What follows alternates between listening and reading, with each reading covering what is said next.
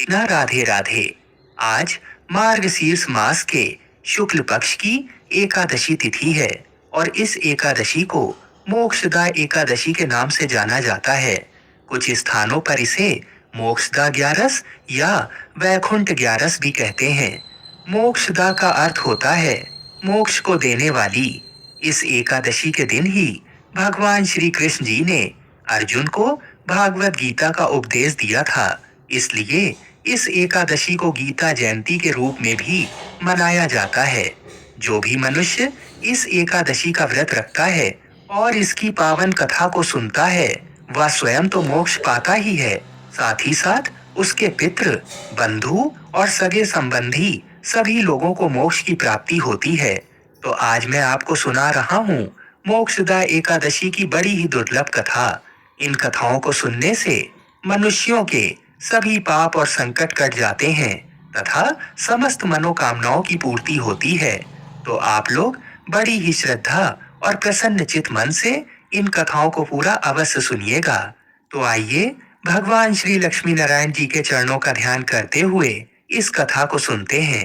एक बार नारद मुनि ने पृथ्वी लोक पर राधा नाम की महिमा सुनी और सुना कि वह श्री कृष्ण की सबसे बड़ी भक्त हैं। नारद जी को लगता था कि वह श्री हरि के सबसे बड़े भक्त हैं। अपने मन की शंका का निवारण करने के लिए नारद जी श्री कृष्ण जी के पास गए। श्री कृष्ण जी तो अंतर्यामी हैं, समझ गए कि नारद जी के मन में क्या शंका चल रही है। श्री कृष्ण जी ने सोचा नारद जी को राधा रानी के प्रेम और भक्ति का अनुभव करवाना ही पड़ेगा। जब नारद जी श्री कृष्ण जी के पास आए तो श्री कृष्ण अपना सिर पकड़कर बैठे थे। नारद जी ने श्री कृष्ण जी से पूछा कि प्रभु आपको क्या हुआ है। तब श्री कृष्ण जी कहने लगे कि नारद जी मेरे सर में बहुत दर्द है। नारद जी ने पूछा कि प्रभु आपके इस दर्द का निवारण कैसे होगा।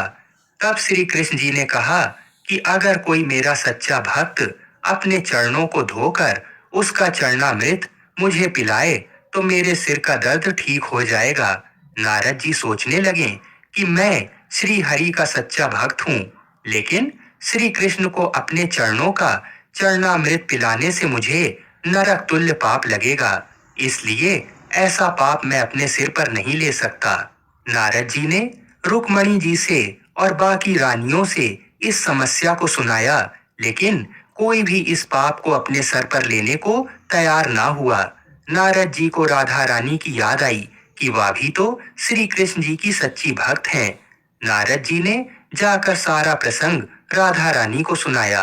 राधा रानी ने उसी समय एक बर्तन में जल लेकर अपने चरणों को धोकर वह जल नारद जी को दिया और कहा कि जल्दी से जाकर इसे श्री कृष्ण जी को दे दो। राधा रानी नारद जी से कहने लगी, मैं जानती हूँ कि इस बात के लिए मुझे नरक तुल्य पाप लगेगा।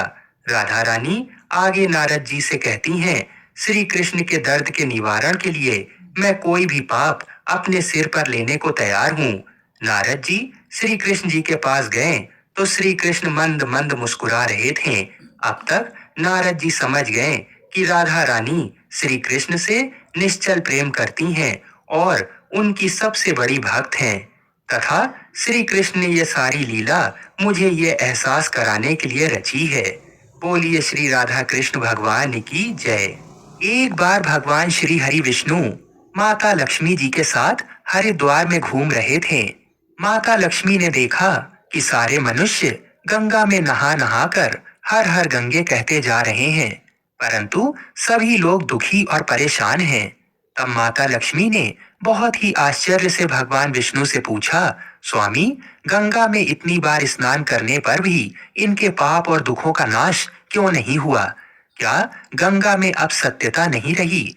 भगवान विष्णु बोले, गंगा में तो वही सामर्थ है, परंतु इन लोगों ने पाप नाशनी गंगा में स्नान ही नहीं किया, फिर इन्हें लाभ कैसे मिलेगा? माता लक्ष्मी जी ने आश्चर्य से कहा कि स्नान कैसे नहीं किया? सभी तो हमारे सामने ही नहा नहा कर जा रहे हैं, अभी तक तो इनके शरीर भी नहीं सूखे हैं। भगवान विष्णु ने कहा, ये लोग तो केवल जल में डुबकी लगाकर ही आ रहे हैं, तुम्हें मैं कल इसका रहस्य समझाऊंगा। दूसरे दिन बहुत ही जोर से बारिश होने लगी। सारी गलियां कीचड़ से भर गईं। एक चौड़े रास्ते में एक बड़ा सा गड्ढा था। चारों ओर कीचड़ भरी हुई थी और भगवान विष्णु ने लीला रची। वे स्वयं एक बूढ़े आदमी का रूप धारण करके उस गड्ढे में जा गिरे। लक्ष्मी जी को उन्होंने समझाकर पास में बैठा दिया कि देखो, तुम लोगों को सुना सुना कर यूं पुकारती रहो कि मेरे बूढ़े पति अचानक गड्ढे में गिर पड़े हैं।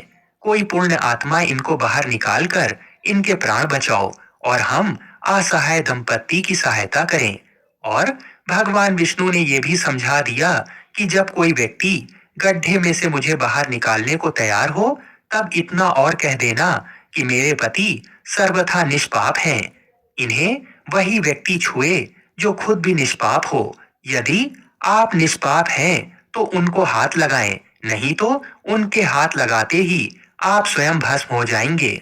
लक्ष्मी जी तथास्तु कहकर गड्ढे के किनारे बैठ गईं और आने जाने वालों को सुना सुना कर भगवान विष्णु की सिखाई हुई बात कहने लगीं। गंगा में नहा नहा कर लोगों के झुंड आ रहे थे और सुंदर युवती को यूं बैठी देखकर कुछ लोगों के मन में पाप आया और कुछ लोगों को धर्म का भय हुआ और कुछ लोग कानून से डरे और कुछ लोगों ने तो लक्ष्मी जी को ये भी कह दिया कि मरने दो इस बुढ़े को, क्यों इसके लिए रोती हो। और कुछ दयालु और चरित्रवान पुरुषों ने उस युवती के पति को बाहर निकालना चाहा, परंतु लक्ष्मी जी के वचन सुनकर वे भी रुक गए।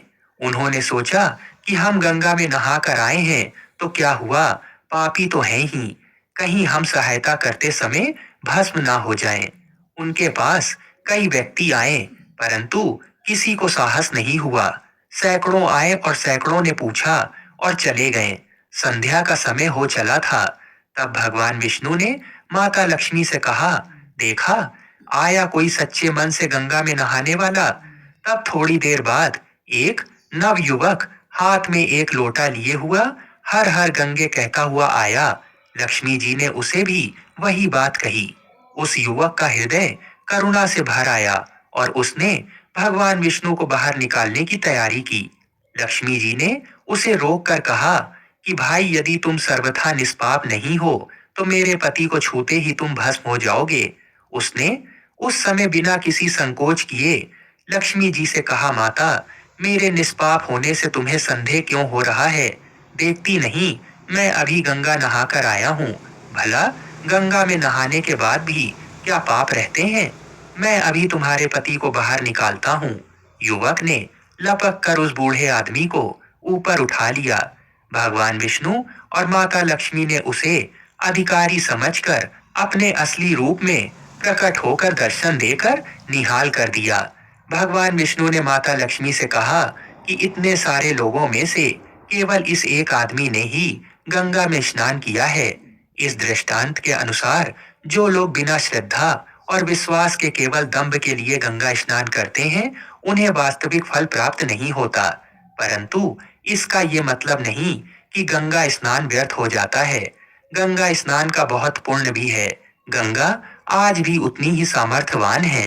बोलिए लक्ष्मी नारायण भगवान की जय।